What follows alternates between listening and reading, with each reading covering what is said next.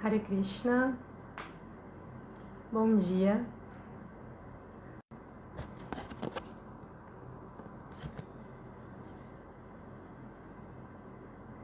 Tá aguardando alguém entrar para me dizer se a imagem e o áudio estão ok.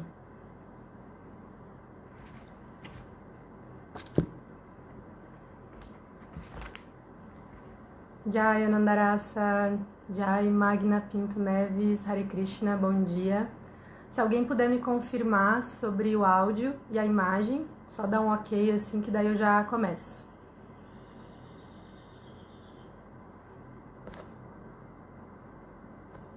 Ok? Certo. Muito obrigada. Jai Ananda, Hare Krishna.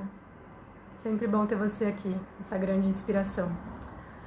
Bom dia, então, a todos. Hare Krishna. Estamos aqui dando continuidade às palestras do Srimad Bhagavatam do Centro Hare Krishna de Bhakti Yoga. Agradeço o convite do Chaitanya Mangala e para poder estar fazendo parte também dessa continuidade de estudos do Bhagavatam. E que é tão importante a gente estudar o Bhagavatam, né? Todos os dias, essa recomendação, pelo menos um verso, assim, é isso que a gente está fazendo aqui. Então, gostaria de dar uma introdução ao tema, antes de começar propriamente. A gente está começando o capítulo 3 do canto 1, no qual o título é Krishna é a fonte de todas as encarnações. E foi lido o verso 1 e o verso 2, agora a gente vai para o verso 3. Então, assim, é muito interessante esse capítulo, além de Suta Goswami estar respondendo as perguntas dos sábios nesse momento, né? Ele também está, no próprio título do capítulo, já está dando o ultimato em relação a qual é a compreensão final do próprio capítulo em si, do conteúdo que vai ser apresentado no capítulo. Ou seja, Krishna é a fonte de todas as encarnações. Então esse já é o ultimato assim, do capítulo. No verso, outra parte do capítulo que é como se fosse um ultimato, assim, também da compreensão que toda essa questão dos purushas, da viratrupa, das vários tipos de encarnações que a gente vai ver na aula de hoje, um pouco sobre elas, como que a gente deve entender elas. Então, no verso 1, 3, 28 desse mesmo capítulo, que é um verso assim que até o Govinda Gopal já comentou sobre ele, mas eu acho importante reforçar para quem não assistiu a aula dele, que deu início a esse capítulo, diz assim: todas as encarnações acima mencionadas, que vão ser mencionadas neste capítulo, são ou porções plenárias ou porções das porções plenárias do Senhor. Mas o Senhor Shri Krishna é a personalidade de Deus original. Todas elas aparecem nos planetas sempre que há um distúrbio criado pelos ateístas. O Senhor encarna para proteger os teístas. Então é aquele Techamsa Kala Punsha Krishnastu Bhagavan Swayam. Então esse verso é bem conhecido e ele já dá o próprio título do capítulo. Esse verso eles dão o ultimato da compreensão que a gente precisa ter ao entrar em contato com essas manifestações de Krishna que vão ser apresentadas aqui de forma muito contida, assim, com poucas informações, mas que ao longo do Bhagavatam vai sendo discorrido mais sobre elas. E é interessante que ontem foi desaparecimento de Gopalabhata Goswami e tive a oportunidade de dar uma palestra sobre ele, e aí tem todo aquele humor dos passatempos transcendentais e toda aquela raça incrível, e aí entrar nesse tópico assim sobre a viratrupa, sobre os purushas, né, sobre a criação material. Então é um humor muito diferente, porém fiz uma meditação assim bem interessante sobre isso, que a gente traz esse humor de que o Bhagavatam é realmente a própria encarnação de Krishna. Então, tudo que tem dentro do Bhagavatam é uma ciência espiritual de Deus que se manifesta em todo o cosmos, assim, realmente. Então, essa ciência que cada parte dela, cada conteúdo presente no Srimad Bhagavatam é tão, tão precioso e tão importante da gente compreender, mesmo no nosso processo como pessoas que querem se tornar servos de Deus, no aspecto de servir a Deus, quanto para a nossa relação íntima com Krishna, com Deus. Então, esse humor, assim, até comentei ontem, vou comentar de novo, os Goswamis, quando eles sentavam para ler o Srimad Bhagavatam, Rupa Goswami, Sanatana Goswami, Gopala Bhatta, Raghunatha, então eles eles não simplesmente liam e estudavam o Srimad Bhagavatam, mas eles saboreavam o néctar e eles experienciavam, eles bebiam o Bhagavatam. Então eles viviam o que estava sendo dito no Bhagavatam. Eu achei isso tão relevante, assim, a gente entender que não há tópicos do Bhagavatam dos quais eu já sei e dos quais eu não sei, mas que eu simplesmente me rendo ao que está sendo dito no Bhagavatam e sempre faço a conexão interna da minha relação com Krishna em relação ao conteúdo que está sendo apresentado, da minha relação com Deus, como eu posso aprimorar a minha relação com Deus com este conteúdo transcendental do Srimad Bhagavatam que foi compilado justamente para pessoas como nós, pessoas de Kali Yuga.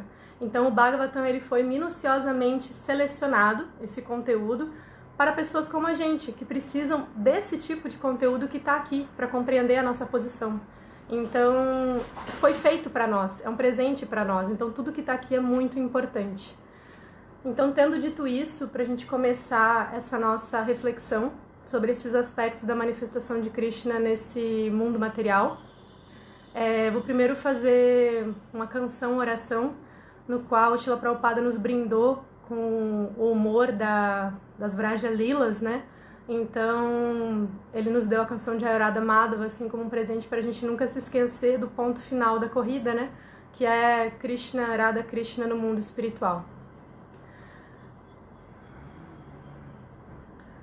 Jayarada Madhava Kunja Bihari Jayarada Madhava Kunja Bihari Jaya Gopi Janavalabha Girivaradari Jaya Gopi Janavalabha Girivaradari Yashodanandana Vraja Janaranjana Yashodanandana Vraja Janaranjana Jamuna Tiravanachari Jamuna Tiravanachari.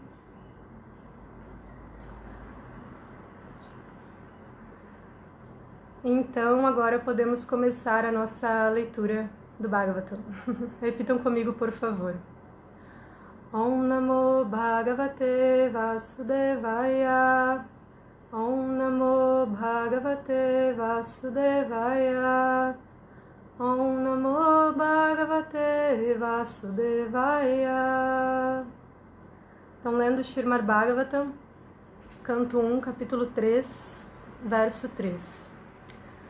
Yasavayava samsthanai kalpito loka vistaraha tadvai bhagavaturupam vishuddham sattvanurjitam. Yasya, cuja, avaya, expansão corpórea, samsthanai, situados em, kalpita, imagina-se, loka, planetas de habitantes, vistaraha, vários, Tatvai, mas que é, Bhagavata, da personalidade de Deus, Rupam, forma, Vishuddham, puramente, Sattvam, existência, Urditam, excelência. Tradução e significado por sua divina graça, Sri Bhaktivedanta Swami Srila Prabhupada. Acredita-se que todos os sistemas planetários universais estão situados no extenso corpo do Purusha, mas ele nada tem a ver com os componentes materiais criados. Seu corpo é por excelência eterno em existência espiritual. Então, eu achei interessante, neste caso específico, ir comentando o significado ao longo da leitura, tá? Então, a gente já vai lendo e comentando esse significado de Prabhupada, que ele traz alguns pontos aqui bem importantes. Ele vai começar pela concepção da Viratrupa, mas ele vai chegar lá naquela parte do Krishnastu Bhagavan Swayam, que vai culminar nessa ideia de que Krishna é a fonte de tudo mesmo. E depois eu vou mostrar um esquema para vocês aqui no computador em relação a isso, que deixa bem claro, assim, né? Como entender todas essas manifestações variadas de Krishna. Então o significado diz assim: a concepção da Viratrupa ou Vishvarupa, da Suprema Verdade Absoluta, é especialmente destinada ao neófito, que dificilmente pode pensar na forma transcendental da personalidade de Deus. Então, nessa primeira parte do significado, Srila Prabhupada está trazendo dois tópicos. Um é essa questão da Viratrupa, o que é a Viratrupa, né? Vamos começar por aí. E também qual é para quem que ela se destina, né? Para o neófito, mas quem é o neófito? Então, a Viratrupa é essa manifestação fenomenal do aspecto da Suprema Verdade Absoluta neste mundo material. Então, são os aspectos fenomênicos desse mundo. Não é exatamente o Brahman, que é o que preenche essa Viratrupa, é o conteúdo espiritual que preenche essa Viratrupa.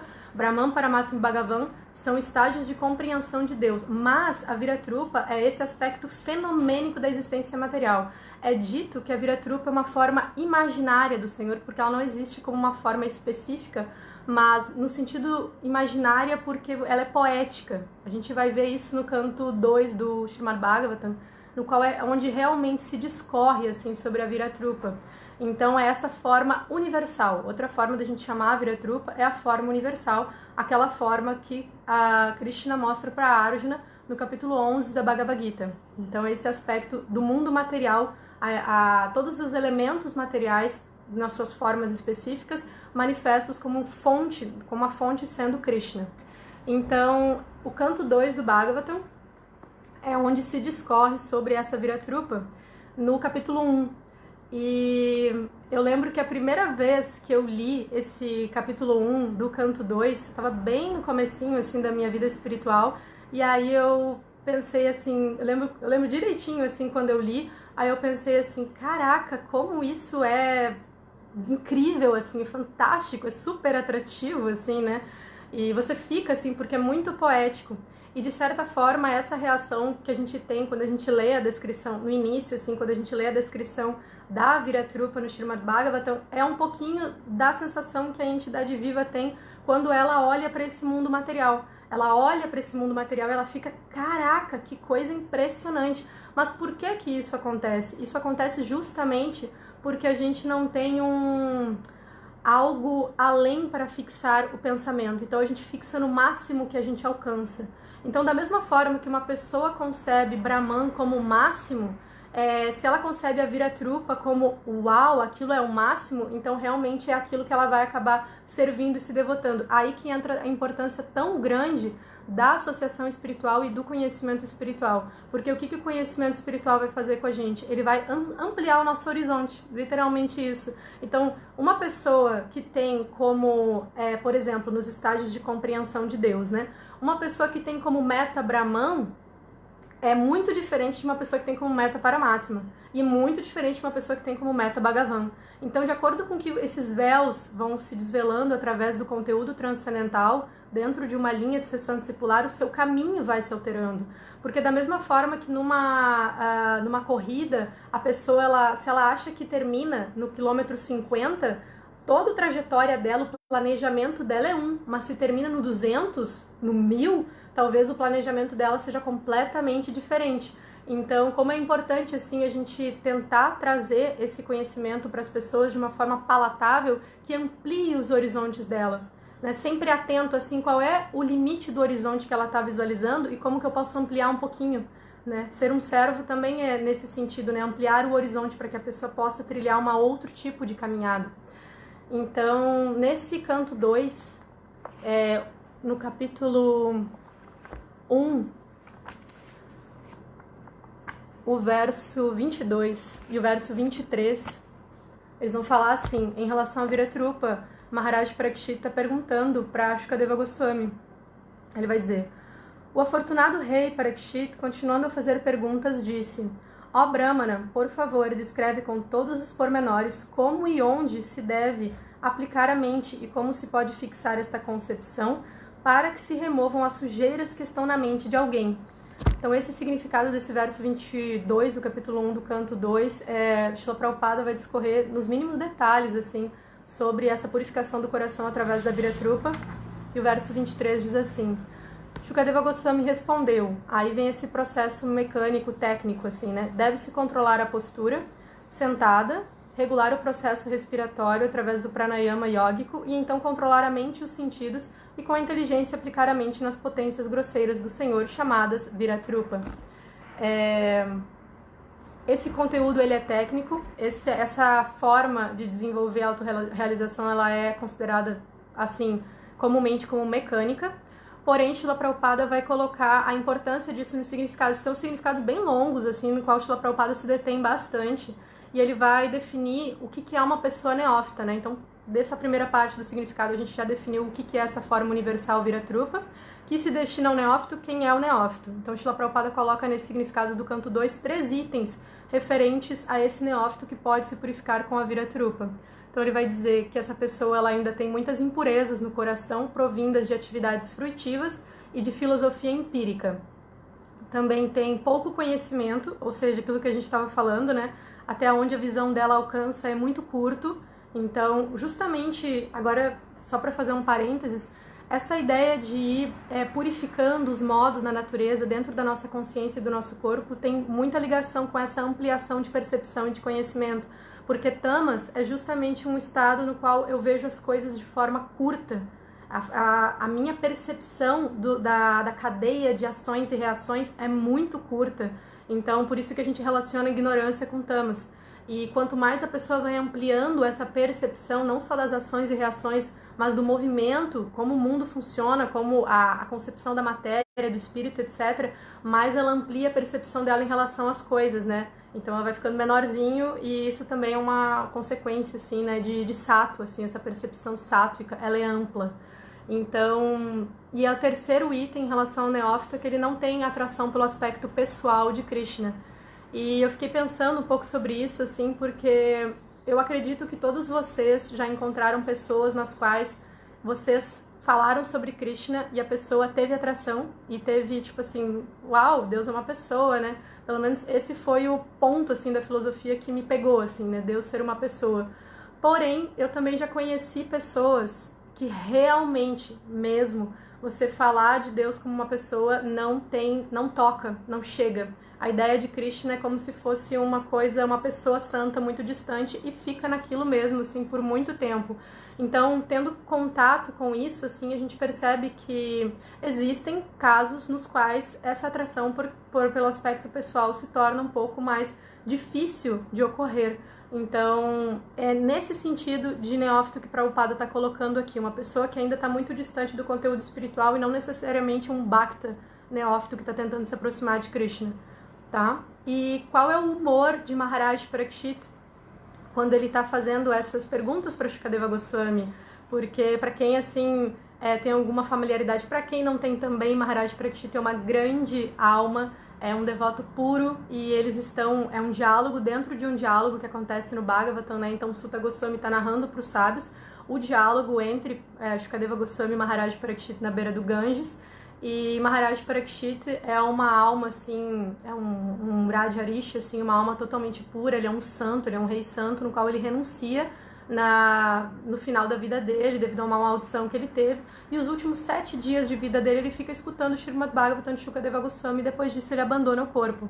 Então, Maharaj Parikshit é um devoto de Krishna, assim, muito avançado, mas ele está perguntando sobre um aspecto que é relacionado aos neófitos, assim, né? Então, por que esse humor, assim, né, de Maharaj Parikshit com Shukadeva Goswami? E Srila Prabhupada explica no significado que Maharaj Parikshit é tão compassivo, ele tem tanta compaixão no coração dele, que ele sentiu essa importância de trazer todos os tópicos concernentes a todas as etapas da realização de Deus. E faz essas perguntas justamente para deixar tudo esclarecido, assim, né? Então o Bhagavatam, ele é realmente um manual de como a gente chega a Krishna, porque a gente vai ter lá no canto 10 os passatempos mais íntimos, né? E ao longo disso vai sendo discorrido todos os tópicos filosóficos importantes para que as dúvidas do nosso coração sejam destruídas, assim, né? Para que a gente realmente possa se fixar nesse conhecimento. Então, é por isso que todas as arestas são trabalhadas, e é importante que todas as arestas sejam trabalhadas, e que a gente, como devoto, não se posicione num estado assim no qual, estes tópicos, para mim, não são mais relevantes porque os grandes almas não tinham atração por eles. Eles não tinham uma atração lá no fundo do coração, porém eles percebiam a importância, já que o humor de um devoto é o humor de compartilhar, né? Então, é aquele humor que a gente estava comentando de experienciar o Bhagavatam, de viver todas as partes do Bhagavatam, porque todas elas nos esclarecem sobre a nossa relação íntima com Krishna. E aí tem uma outra observação que eu queria fazer em relação a esse humor de Maharaj Prakshit, de dar importância, porque tudo isso faz parte do processo. Srila Hridayananda Maharaj, Acharya Deva, ele faz um comentário em relação a isso que eu acho bem interessante, que dentro da Universidade de Govinda, né, existem muitas cadeiras, assim como dentro de uma universidade, de um curso, a gente tem várias matérias diferentes, assim, e a gente tá a existência é a Universidade de Govinda, assim, no caso, né, e tem a cadeira do ateísmo, tem a cadeira do impersonalismo, tem a cadeira de todas essas matérias, assim.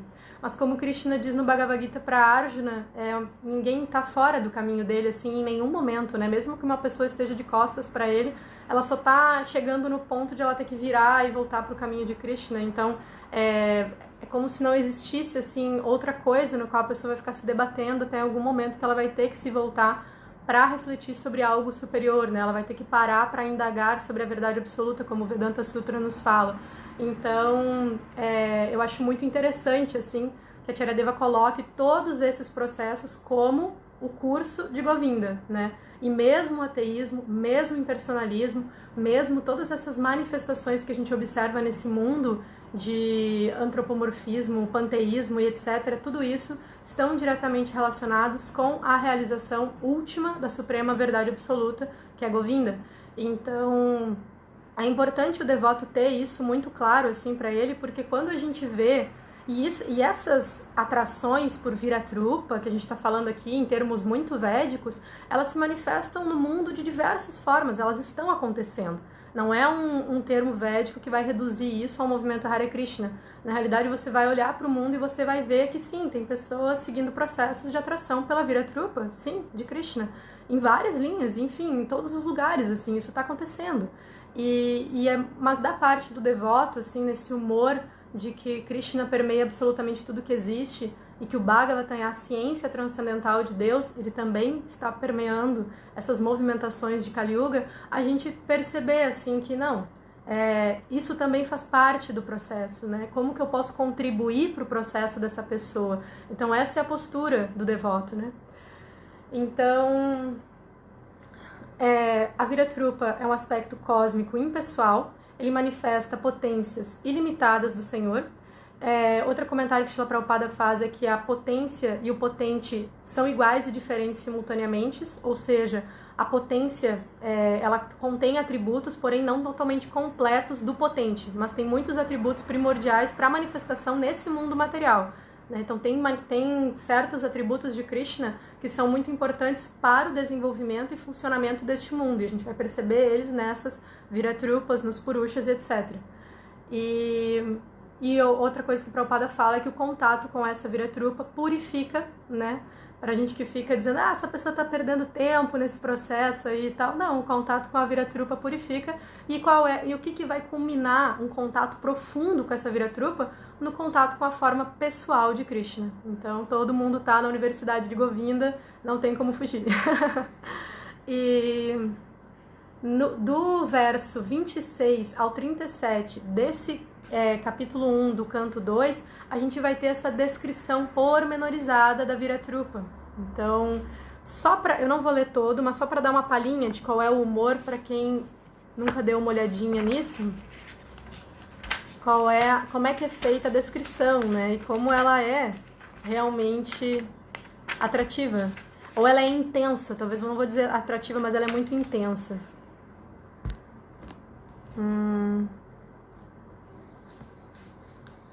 Deixa eu achar aqui.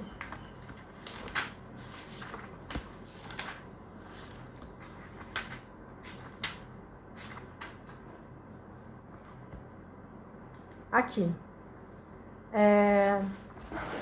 Pera aí, gente, eu peguei o canto errado, tá aqui. Primeiro passo para a compreensão de Deus.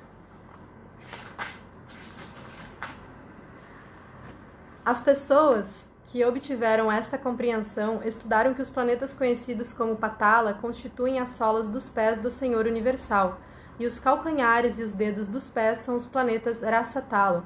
Os tornozelos são os planetas Mahatala e suas canelas constituem os planetas Talatala. Então, vai bem no viés que o verso está falando, né? Do verso 3 do capítulo 3. Os joelhos da forma universal são o sistema planetário chamado Sutala e as duas coxas são os sistemas planetários Vitala e Atala. Os quadris são Mahitala e o espaço exterior é a depressão de seu umbigo. O peito da personalidade original da forma gigantesca é o sistema planetário luminoso. Seu pescoço são os planetas Mahar, sua boca são os planetas Jana e sua testa é o sistema planetário Tapas. O sistema planetário mais elevado, conhecido como Satyaloka, é a cabeça daquele que tem 1000 cabeças. E assim ele vai discorrendo até o verso 37, 38, sobre o que é o sol é seus olhos, aí vai falar sobre as pálpebras, são o dia e a noite, e seu palato é Varuna, o diretor das águas, sua língua é o suco, que é a essência de tudo. Então é uma descrição poética da manifestação do Senhor na matéria, né? Então é bonito, assim, é atrativo, e isso me faz lembrar um pouco de como que Arjuna fica quando ele vê a forma universal, né? Arjuna fica completamente, assim, consternado, assim, ele fica realmente muito impressionado quando ele vê aquilo. Ele entra num estado de torpor, assim. Mas qual a reação dele, de um devoto, quando ele observa essa forma universal? Ele se prostra, assim, né? Ele oferece as reverências e reconhece a posição de Krishna como supremo. Já no Mahabharata, a gente vai ter a descrição de Duryodhana vendo essa forma universal também, numa saída de uma assembleia, assim, Krishna mostra essa forma universal para Duryodhana. E qual é a postura de Duryodhana? Qualquer yogi poderia fazer isso. Essa pequena diferença, assim, né, da postura de Arjuna, que a gente conhece no Bhagavad Gita, e a postura de Duryodhana. Qualquer yogi poderia fazer isso que você está fazendo, Krishna, de manifestar os universos e etc, assim, e vira as costas e sai. Então, essa é a diferença da postura do devoto, né? O devoto, ele sempre coloca Krishna no centro de tudo isso. Agora, vamos continuar a leitura do significado para a segunda parte. Para ele, forma significa algo deste mundo material e, por isso, uma concepção oposta do absoluto é necessária no início para concentrar a mente na expansão de poder do Senhor. Então, como a gente estava falando, fixar a mente na Viratrupa tem alguns efeitos purificatórios, e Srila Prabhupada também descreve eles assim no canto 2, de forma bem detalhada, e ele diz assim, que tem 3 principais benefícios de você fixar a mente na Viratrupa. Então isso serve muito para caso a gente realmente queira ajudar as pessoas, né? Para que a gente possa direcionar elas para o conhecimento que seja talvez mais adequado para elas naquele momento da nossa ciência transcendental. Então, Prabhupada vai colocar que a pessoa livra-se do desejo de ter poderes yógicos, ou seja, uma boa meditação na Viratrupa ajuda ela a perder aquela sensação de eu quero ser poderoso, eu quero ter centro, eu quero ter poder, assim, né? Eu quero manifestar poderes místicos e tudo mais, que é uma coisa que realmente é muito intrínseca na entidade viva, quando ela começa a entrar em contato com um conhecimento mais sutil, por causa dessa intenção por ser alma espiritual, e essa intenção de ser um pouquinho assim Krishna, né? De ter essa vontade assim de manifestar opulência como Krishna. E isso é bem compreensível, já que a entidade viva ela tem uma opulência transcendental, só que ela não consegue ajustar essa compreensão, né? Também purifica da luxúria mais grosseira. Então a primeira camada de luxúria muito grosseira, assim, de egoísmo, ela é limpa com essa meditação na Viratrupa. E também o benefício de reconhecer a existência de algo superior. Então, num primeiro momento, para quem está muito assim distante do aspecto último de Krishna, esses 3 benefícios são bem importantes assim no desenvolvimento espiritual de uma pessoa. E para finalizar esse aspecto, essa correlação do canto 2 com essa parte do canto 1, olha só o nome do título do capítulo 1 do canto 2, né? O primeiro passo para compreender Deus. Então esse já é o título do capítulo e já está bem claro, assim, né? Primeiro passo para compreender Deus. E também uma pessoa, Prabhupada vai colocar que uma pessoa que deseja realmente atingir uma liberação desse mundo material, ela deve com muita seriedade fixar a sua mente na Viratrupa. Então, até a liberação pode ser concedida através da Viratrupa. A gente sabe que essa não é a nossa meta, mas é importante para a gente entender como é que a nossa ciência das manifestações de Krishna realmente funciona. Então, terceira parte do significado diz assim: como se afirma acima, o Senhor estende a sua potência sobre a forma do Mahatattva, o qual inclui todos os elementos materiais. A expansão de poder do Senhor e o próprio Senhor pessoalmente são unos num sentido, mas ao mesmo tempo o Mahatattva é diferente do Senhor. Portanto, a potência do Senhor e o Senhor são simultaneamente iguais e diferentes. A concepção da Viratrupa, especialmente para o impersonalista, não é desse modo diferente da forma eterna do Senhor.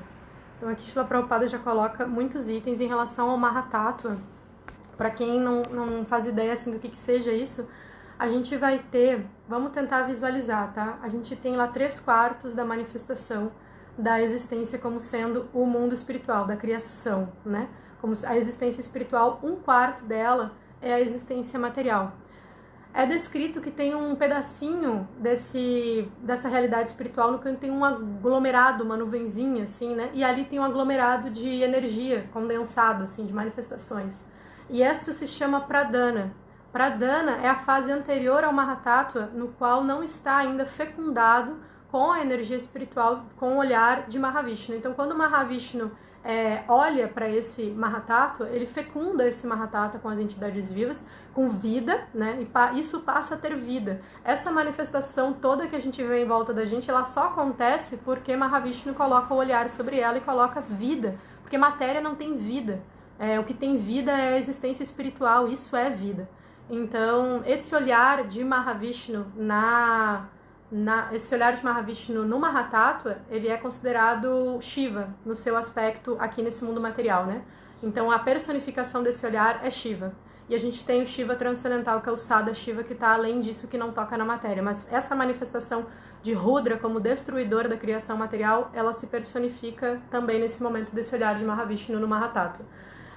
Desse Mahatattva, aí que vai surgir tudo isso que a gente está falando. Mahavishnu está deitado lá, e aí vai começar a suar pelos seus poros, e vai através dos poros do seu corpo transcendental e imenso. A gente não tem, assim, medida de tamanho, acho que dá para colocar assim, na nossa mente, na nossa cabeça, que a gente consiga atingir a imensidão do corpo de Mahavishnu. Mas talvez com a misericórdia de Krishna a gente consiga ter um vislumbre assim disso. E dos poros de Mahavishnu vão emanar essa variedade de universos, assim. Então imagina quantos poros que tem no corpo de Mahavishnu, é realmente muita coisa. E dali se emanam esses universos. Então é disso aqui que ele está falando. Mas essa forma, essa energia transcendental, essa forma de Mahavishnu, ela provém da energia interna de Krishna. Ou seja, ela é de natureza espiritual. Então todas as manifestações de Krishna nesse mundo, elas provêm da energia interna, certo? Por isso que elas são de natureza espiritual, elas não vêm de um condensado de matéria como Mahavishnu. Assim, nenhuma manifestação de Krishna é material, são todas espirituais. Então, aqui Srila Prabhupada vai fazer um contraponto, né? Ele vai mostrar a importância desse conteúdo. Primeiro ele diz que é para o neófito, depois ele vai dizer não, mas a potência e o potente não são diferentes. Então ele vai colocar essa importância. E ele vai colocar também a questão da importância da forma espiritual e a diferença entre a forma espiritual e a forma material. Aqui tem um ponto que eu acho muito interessante, que é muitas vezes a entidade viva, nesse processo de compreender-se como um ser espiritual e na sua relação com Deus, ela pensa que por este mundo manifestar formas, a realidade espiritual, por ser oposta a este mundo, uma compreensão torpe um pouco desse oposto, ela seria sem formas, sem manifestação de formas. Então ela anula, né, como se fosse um negativo, ela faz a referência daqui para lá, em vez de lá para cá, né? Ela faz esse raciocínio de baixo para cima, em vez de receber a compreensão e conhecimento de cima para baixo. E por isso que ela acaba tendo essa compreensão deturpada. Porém, no Bhagavad Gita, a gente vai ter aquela descrição da figueira de Bengala, que é o que realmente assim, esclarece para a gente a natureza e a fonte desse mundo. Então, a gente vai ter a árvore original, que é a realidade espiritual, e vamos ter esse reflexo dessa árvore no lago. Então, esse reflexo da árvore no lago, ele é turvo, ele não tem profundidade, ele é só superficial, né? Como se fosse um espelho. Você se olha no espelho, você coloca a mão e não tem nada, assim, né? É só aquele aspecto mais externo. Então, é nesse sentido que o mundo material é um reflexo do mundo espiritual. E como é que a gente compreende isso através do processo da criação, de acordo com os Vedas? Então, nos Vedas, a gente tem esse conceito do demiurgo, né, que a gente encontra na filosofia grega também, que é essa ideia do criador que não é Deus. Então, quem é esse criador que não é Deus? É Brahma, né? A gente tem esse conceito. E aí a gente vai ver... Ai, gente, desculpa, alguém me ligou aqui bem na hora. Mas aí a gente vai ter esse conceito, assim, de que Brahma, quando ele termina de fazer a meditação dele, de 1000 anos, né, ele manifesta uma flor de lótus do caule, do umbigo de Mahavishnu. Ele está sentado nessa flor de lótus, ele faz uma meditação durante 1000 anos. Tem alguém aqui que não tá sabendo que eu tô dando uma palestra nesse momento, tá me ligando. Desculpa, peço paciência aí pra todo mundo. Mas, deixa eu ver aqui se eu consigo... Acho que não, vou ter que desligar todas as vezes que tocar. Então, voltando. Brahma tá sentado nessa flor de lótus do umbigo que sai de Mahavishnu e ele ouve as palavras tapa. Quando ele ouve essas palavras, ele é induzido a entrar numa meditação profunda e fazer austeridade, né? Nesse caso, a austeridade vai ser manifesta como uma meditação que vai durar 1000 anos. Depois que ele termina esses 1000 anos, quem que vai aparecer para ele, né? Govinda. Então, Govinda vai aparecer na forma com flautinha para ele, assim. Ele vai ter esse vislumbre da Suprema Personalidade de Deus e vai entender quem ele é, o que ele está fazendo. Não só ele vai ter esse vislumbre de Govinda, como ele vai ter um vislumbre da realidade espiritual inteira. Então, Krishna vai mostrar para ele, né, qual é a morada dele, da onde que ele vem. E isso é descrito no Brahma Samhita. Então, Brahma ele vai primeiro olhar esse mundo espiritual antes de criar esse mundo material. Ele vai ver tudo o que existe lá. Então, todas as formas, as pedras, as árvores, os animais, os seres, os relacionamentos. Ele entra em profundo êxtase com isso e faz aquela maravilhosa glorificação que é o Brahma Samhita, assim, que a gente tem, nesse vislumbre. Então ele vê Lakshmi, ele vê tudo, assim, maravilhoso, e depois ele fica com a incumbência de criar esse mundo material. Então, a referência que Brahma tinha na hora de criar este mundo material, a paleta de cores, de opções que ele tinha, é a realidade espiritual. Então é muito importante a gente entender isso para ver qual é a fonte desse mundo, né? Então é a meditação de Brahma na realidade espiritual. Só que tem certas coisas que não tinham na paleta, na pintura de Brahma, certos ingredientes que não foram concedidos para ele. Então, quem fornece os ingredientes é Krishna e Brahma faz a pintura, né? Quem fornece as cores é Krishna e Brahma faz a pintura, só que essa pintura falta algumas cores que tem no mundo espiritual e que não vão ter aqui, né? E isso que vai fazer toda a diferença na como esse mundo vai se manifestar e a nossa relação com ele. Um dos aspectos primordiais, eu não vou discorrer sobre todos, mas é a ideia de que Brahma não tinha na paleta dele prema, assim, né? Prema é um sentimento que só existe no mundo espiritual e que ele só pode ser trazido da realidade espiritual de Krishna, do Paramatma e da conexão das entidades vivas com o seu eu verdadeiro para esse mundo, né? Mas ele vai ter o quê? Ao contrário de Prema, como é uma imitação, né? No bom sentido, assim, né? Uma imitação desse mundo espiritual, o egoísmo, né? O ahankara e todas essas camadas que vão encobrir a entidade viva, devido aos sentimentos opostos a esses sentimentos do mundo espiritual.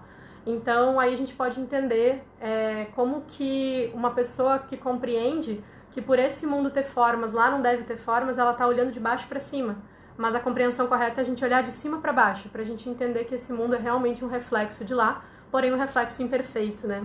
Isso realmente instiga, assim, a gente a querer buscar essa relacionamento verdadeiro com essa morada que é a nossa casa mesmo. Então, vamos continuar a leitura do significado para a quarta parte. Esta forma eterna do Senhor existe anteriormente à criação do Mahatattva. Então, como a gente estava falando aqui, né? E aqui se enfatiza que a forma eterna do Senhor é por excelência espiritual, ou transcendental aos modos da natureza material. Então, Krishna, ele não se afeta com os modos da natureza, mas ele é o senhor dos modos da natureza.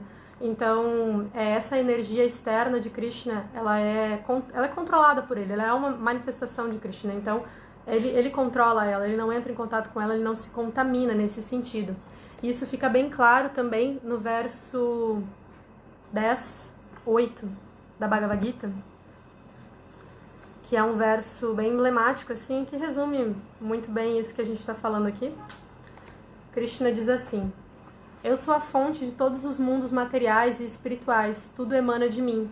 Os sábios que conhecem isto perfeitamente ocupam-se no meu serviço devocional e adoram-me de todo o coração. Esse verso é tão importante assim porque ele estabelece qual é a postura de alguém que entende que Krishna é a fonte. Ok, Krishna é a fonte, né? Já entendo isso, ele é a fonte da minha existência, então é essa sambanda, assim, né? Aí depois esse abdeia, então eu ocupo em serviço a Krishna, né? Então é esse processo. Está sendo descrito aqui também. E a causa de todas as causas, né? Sarva Karana Karanam. E tem outro verso que eu queria citar da Gita também. Eu gosto muito de fazer esse relacionamento entre o Bhagavatam e a Bhagavad Gita, sabe? Porque tem versos assim quase iguais, assim, gente, muito, muito similares mesmo. Então, capítulo 10, verso 39 e 40. Ademais, ó Arjuna, sua semente geradora de todas as existências, não existe ser algum, móvel ou imóvel, que possa existir sem mim. Ó poderoso vencedor dos inimigos, minhas manifestações divinas nunca chegam ao fim. O que ele disse é apenas um mero indício das minhas opulências infinitas. Então, mesmo que a gente fique muito surpreso, assim, quando a gente olha para a Viratrupa, ou mesmo quando a gente fica surpreso ao olhar para um céu estrelado, para uma nuvem incrível, e não significa que a gente não deva ficar, nós temos que ser seres sensíveis, né, que reconhecem na menor coisa a presença de Krishna, mas quando a gente olha para tudo isso, um pensamento que a gente poderia ter é, imagina, se essa florzinha é tão bonita, tu imagina o que Krishna não pode fazer, assim, a nível colossal, assim, universal, né? Então, a manifestação de Krishna ela é infinita, Krishna está sempre se expandindo, a beleza dele não tem fim. E quando a gente olha para esse mundo, ao invés de ter um olhar assim que nega o mundo, que rejeita o mundo, que rejeita a matéria, a gente pode olhar para esse mundo assim pensando, meu Senhor é muito caprichoso mesmo, ele criou um mundo maravilhoso, né, em todos os sentidos, porque é uma escola pedagógica assim, é realmente doutrinário assim estar nesse mundo, né? Eu tive que estar aqui porque os meus sentimentos me trouxeram para este mundo, porém, com a misericórdia dele, né, e com a meditação nele, na hora que ele achar conveniente, eu vou poder estar reconstituído na minha posição original. Então, essa confiança em Krishna também faz parte do nosso processo de desenvolvimento espiritual. E olhar para esse mundo vendo a beleza dele manifesta mesmo, e não ficar com peso em relação a estar aqui. Não é esse o humor do devoto, né? Então, eu lembro muito do meu mestre espiritual, Chandramukha Swami. Ele conta uma passagem assim que ele estava na Bahia, ele estava com os devotos, eles foram para um lugar belíssimo para fazer uma pregação, não lembro exatamente com detalhes aonde que era. E aí ele fala que alguém comentou assim: esse mundo é horrível, não sei o que, essa Kali Yuga, e que horror, e que não sei o que. E aí ele estava pensando assim, naquele momento realmente vendo aquela manifestação da natureza, assim, ele pensou assim, não só pela natureza, esse mundo é perfeito, mas porque o nível de sofrimento desse mundo, o nível de caos nesse mundo nos coloca numa situação no qual não é confortável ficar aqui. Então, toda a manifestação, todos os movimentos desse mundo nos dão esse alerta, né, e essa compreensão de que eu posso almejar e devo almejar algo superior. Então, Krishna realmente cria esse mundo assim com esse intuito de manifestar o amor pelas entidades vivas, né? A gente realmente tem que superar essa compreensão de Deus como um carrasco, porque isso foi muito incutido na gente, assim, por vários motivos, desde quando a gente vai olhar a história do cristianismo, mas também, além disso, aspectos psicológicos, né? Por a gente não mergulhar na nossa psique, no nosso inconsciente e dar uma olhada para tudo isso, a gente acaba criando essa projeção. Mas, na realidade, esse mundo é manifestação do amor de Krishna. Graças a esse mundo se manifestar, que a entidade viva pode executar suas atividades e tem a possibilidade de um dia alcançar a morada espiritual eterna. E para quem está nesse caminho, sabe que com a ajuda dos devotos e tudo mais, essa é a meta, né? E vai culminar nisso. Então, essa é a meditação que a gente pode ter transcendental, assim, em relação à Viratrupa e conectar bem com Krishna. Vamos para a última parte do significado. A mesmíssima forma transcendental do Senhor manifesta-se através de sua potência interna. E a formação de suas multifárias manifestações de encarnações é sempre da mesma qualidade transcendental, sem nenhum contato com o Mahatattva. Então, o que a gente já estava falando, surge da potência interna do Senhor, o Mahatattva faz parte da energia externa, essas manifestações não são condicionadas. E agora eu vou pedir atenção de vocês para a gente dar uma olhadinha aqui no esquema, já que a gente está aqui no Centro Hare Krishna de Bhakti Yoga, está com essa proposta agora, né, de ler o capítulo 3 e vão dar continuidade, vocês veem que vai entrar em muitos significados de Prabhupada, esmiuçando, assim, Vibhuti, Shakti-Aveshavatara, quais são os tipos, etc. Então, vamos dar uma olhada nesse esquema do manual do Bhaktivaibhava sobre as encarnações, tá? Eu acho que isso esclarece muito até para as próximas leituras. Então, eu vou virar a câmera aqui e a gente vai dar uma visualizada nesse esqueminha. Então, deixa eu ver aqui. Espero que vocês estejam conseguindo enxergar bem, tá? Então, a gente vai ter aqui Krishna, a Swayam Rupa, sua forma original como vaqueirinho em Vrindavana. Dessa Swayam Rupa vem a Swayam Prakasha, as suas próprias manifestações aqui no mundo espiritual, como quando ele se expande na dança da raça em vários, tá? Então vai ter as Prabhava Prakasha, expansões em formas múltiplas com os mesmos atributos como na dança da raça ou nos palácios de Dwaraka, quando Krishna, para poder atender a todas as rainhas, ele se manifesta em vários. Então tem esse tipo de expansão, que é uma própria manifestação dele, que não perde nenhum aspecto dos seus atributos. Aí vai ter as Vaibhava Prakashas, que são expansões com atributos diferentes e humores diferentes. Então, qual é o melhor exemplo disso? Balarama. Então, de Krishna tem as manifestações dele completas e depois tem essas Vaibhava Prakashas, que é como se fosse como Balarama, né? Com atributo diferente, porém ele mesmo. Dessa manifestação de Balarama vai sair Tadekatma Rupa, então expansões com diferentes humores e atributos corpóreos. Então aqui a gente vai ter... Espero que vocês estejam conseguindo ver bem, tá? É só um resumo aqui que eu tô dando. Vai ter Vilasa, as formas de Vishnu de 4 braços expandidas em Vaikunta, e elas vêm de Balarama, tá? Essas formas. E aí depois vai ter as Prabhava Vilasas, as primeiras expansões quádruplas do Chaturvyuha, Vasudeva, Sankarshana, Pradyumna e Aniruddha, tá? Depois vai ter aqui Swansa, que são essas manifestações que a gente vai ver mais aqui, né, nesse capítulo 3. Os Lila Avataras, como Matsya, Kurma, Ramachandra, Nrsimhadeva, Vamana e Varaha. Todas elas vêm de Balarama, mas são 2 tipos distintos, né? O Senhor Vishnu Vaikunta, depois os Chaturvyuha, e aqui as manifestações de Lila Avatara, os Purusha Avataras, que são 3, que está sendo citado nesse verso, Guna Avatara, quem é Guna Avatara? Brahma, Shiva, Vishnu, os Shakti Avesha Avataras, que são entidades vivas especialmente dotadas de poder. Então, um exemplo na nossa cultura ocidental, Srila Prabhupada disse que Jesus Cristo era um Shakti Avesha Avatara. Manvantara Avatara, que são os manos, gerenciadores do universo material, e os Yuga Avataras, como Chaitanya Mahaprabhu, tá? Desses Shakti Avesha Avataras vai ter uma outra divisão, que é Vibhuti e Avatara. Então, os Vibhutis são descritos no capítulo 10, que são aspectos da grandeza do Senhor. Então, quando Krishna diz para Arjuna, entre os semideuses eu sou Indra, entre os vastos sou Agni, entre as montanhas sou Meru, então são manifestações das potências, né, Vibhuti, das potências do Senhor. E tem os avataras mesmo, que é como Parashurama, o rei Senhor Prito, Shesha, Naga e etc. Então, acho que deu para dar uma visualizada ali, né? Queria mostrar esse esquema para vocês, o quão vasto é essas expansões, essas manifestações, que a gente vai entrar aqui agora. E é como é bacana a gente...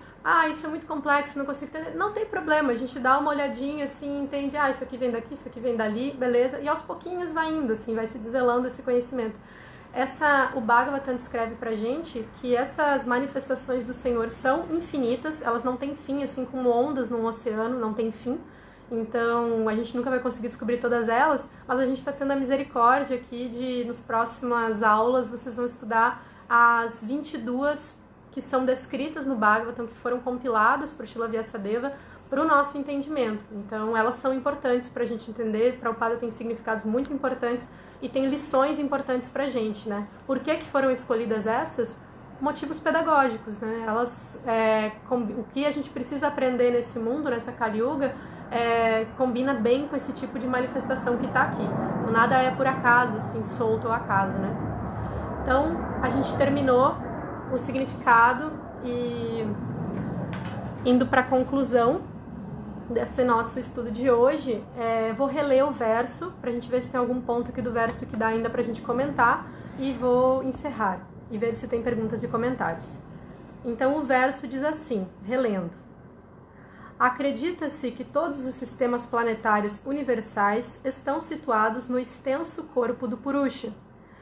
Então, foi comentado por Srila Prabhupada no significado do verso anterior sobre os 3 Purushas, né? Ao longo desse capítulo, acho que vai ser mais um ou outro verso, né? Acho que vai ser a palestra de Maharaj Purushatraya, provavelmente que vai abordar esse tema, pelo que eu estive olhando. Mas, só para resumir, a gente vai ter o Karunadakashai Vishnu, que é esse primeiro Purusha, que vai estar deitado no oceano causal, esse Mahavishnu.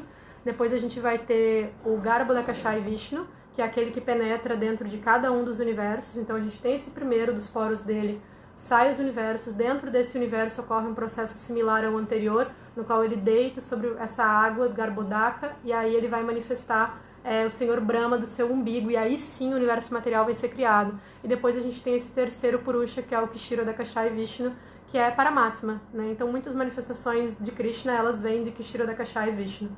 Então, aí depois vai dizer assim no verso: mas ele nada tem a ver com os componentes materiais criados, como a gente já viu.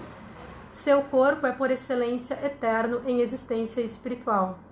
E aqui está dizendo também que todos os sistemas planetários estão situados aqui, né? Então esses sistemas inferiores, intermediários e superiores que a gente encontra, eles estão todos residindo nesse corpo transcendental do Purusha. Eu acho que era isso, gente, que eu queria comentar sobre esse aspecto de Viratrupa, Purushas, existência material e espiritual, aspectos desse mundo. Para finalizar, o verso 7.7 da Bhagavad Gita, que eu acho que é tudo a ver com isso, né? Ele diz assim: Mata para tarananya kinchirasti dananjaya mais sarvam nidam protam shutremani ganaiva. Ó conquistador de riquezas, não há verdade superior a mim, tudo repousa em mim como pérolas num cordão.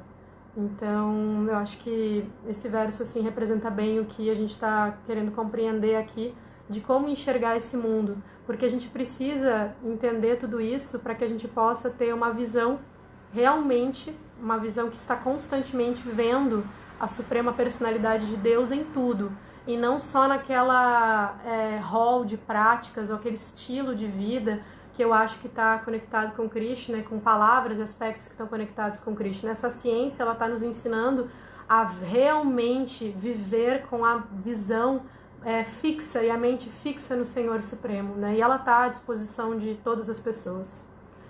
Então, é isso. Acho que o outro verso que poderia relacionar também é o 2.41 da Gita, que diz assim: aqueles que estão neste caminho são resolutos e têm um só objetivo. Ó amado filho dos Kurus, a inteligência daqueles que são irresolutos tem muitas ramificações. Então é isso. Eu espero que tenha sido compreensível a minha apresentação em relação a este verso do Srimad Bhagavatam. Eu vou dar uma olhadinha agora para ver se tem os comentários aqui, tá? Para ver se tem perguntas. Dá uma olhadinha quem é que tá aqui. A Kalachandi, Nandarasa, Snanayatra, Brahmarshi, Bhaktasiro, Devahuti. Minhas reverências a todos vocês. Bom vê-los aqui. Deixa eu ver. Vamos ver agora se tem perguntas. Opa, gente, peraí.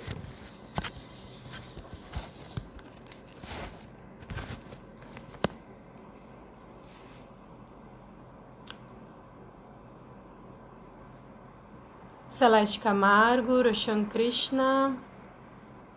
Aqui, a Kalachandi colocou. E é muito importante conhecermos minimamente esses processos para que possamos entender como nos aproximar das pessoas e como auxiliar no processo de chegar em Bhakti. Então, Kalachandi, é justamente uma meditação que eu fiz quando eu estava lendo em relação a isso. Que é importante, assim, a gente saber o que dependendo de que estado a pessoa está, o que é importante eu trazer e como trazer, né? Porque a nossa intenção é ajudar as pessoas a se aproximar de Deus e não outra. Então, acho que isso é bem relevante nesse sentido. Bhakta Ciro, gratidão pela excelente aula. Uma pergunta, o que Duryodhana falou é verdade? Um yogi avançado conseguiria mostrar a Viratrupa? Olha, é descrito, Srila Prabhupada coloca, boa pergunta, Bhakta Ciro, Srila Prabhupada coloca nos significados em relação à Viratrupa que uma pessoa, para ela considerar outra Deus, ela teria que pedir, né? Assim como Arjuna pediu a Krishna para mostrar a Viratrupa, que teria que pedir para ele poder mostrar a Viratrupa também, né? Então, se você for capaz de mostrar a sua Viratrupa, então isso significa que você é a suprema personalidade de Deus.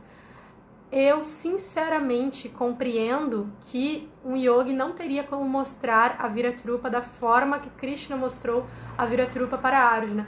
Porém, quando a gente estuda assim, o Mahabharata, acho que a gente vai ver que o humor que permeia a mente de Duryodhana não é um humor assim muito fidedigno em vários sentidos, é um humor de inveja. E o humor de inveja, ele realmente menospreza o outro perante as maiores manifestações. Inclusive, esse é um conceito de inveja, né?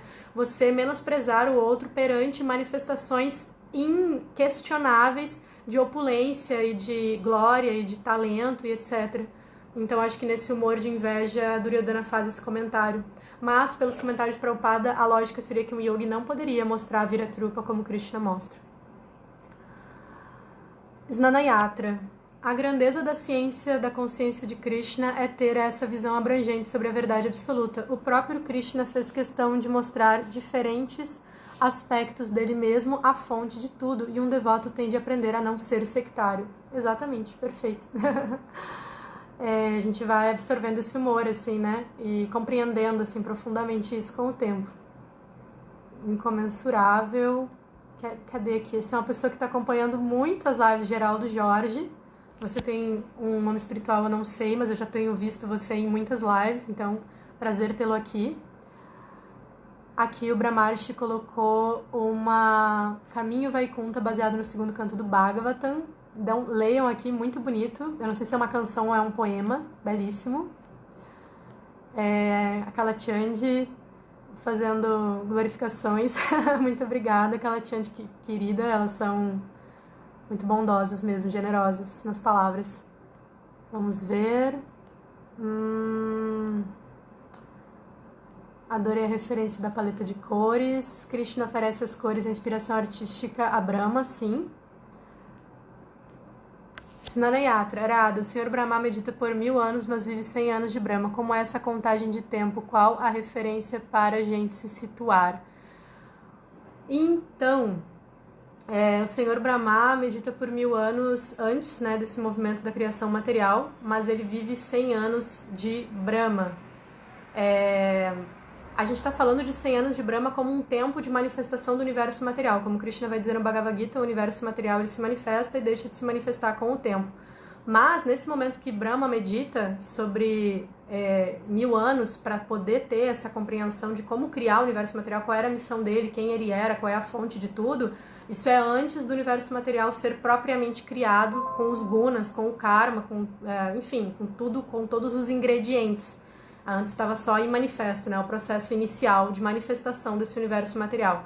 Depois entra essa contagem de tempo. Eu não sei como é que a energia tempo penetra. O tempo não é uma energia só material, ele é uma energia que existe no mundo espiritual também, mas se manifesta de forma diferente. E eu não sei exatamente como que esses 100 anos, esse tempo se manifesta aqui, em que momento que ele começa dessa criação. Porém, o tempo do universo material é referente ao tempo de vida de Brahma. Então, os 100 anos de vida de Brahma, que é uma contagem imensa, assim, pra gente, estão referidos ao tempo de existência desse universo material que vai deixar de se manifestar e depois ele se manifesta de novo durante 100 anos da vida daquele Brahma. No canto 2, tem um capítulo chamado Contagem de Tempo através do Átomo. Se eu não me engano, esse é o nome do capítulo. E eu fiz um esquema resumido de toda a contagem de tempo védica, desde os manos, de Brahma, de tudo. Então eu peguei esse capítulo inteiro e resumi essa contagem de tempo. Quem quiser me pede que eu tenho ela escrita, assim, eu fiz justamente como a nível de consulta mesmo. Então quem quiser, eu passo depois. Com certeza. Tô lendo aqui os comentários geral do Jorge. Mataji, teria como você compartilhar esse esquema transcendental para nós? Claro, é só depois entra em contato comigo no Facebook e aí eu passo para você, tá? Esse esquema para estudo e para consulta, muito bom, né? A gente tem materiais assim, chaves de consulta. Se quiser o sobre o tempo também, aí eu passo direitinho, porque eu não sei o esquema do tempo todo de cor, eu olho lá para consultar em momentos de necessidade. Aqui é a Nandarasa glorificando, não vou ler, muito obrigada. Govinda Gopal. Hare Krishna, Mataji, minhas reverências. No livro de Buridjana Prabhu sobre o Srimad Bhagavatam, ele diz que essas encarnações descritas por Sutta Goswami dos versos 6 a 27 são Lilavataras. A senhora já ouviu essa descrição? Já ouvi. E acho que é isso mesmo, né? São como tá ali no próprio manual do Bhaktivaibhava, que são Lilavataras. Não sei se eu disse algo contrário a isso, mas é isso mesmo, que eu tenho visto, é assim que eu aprendi, né? Como Lilavataras.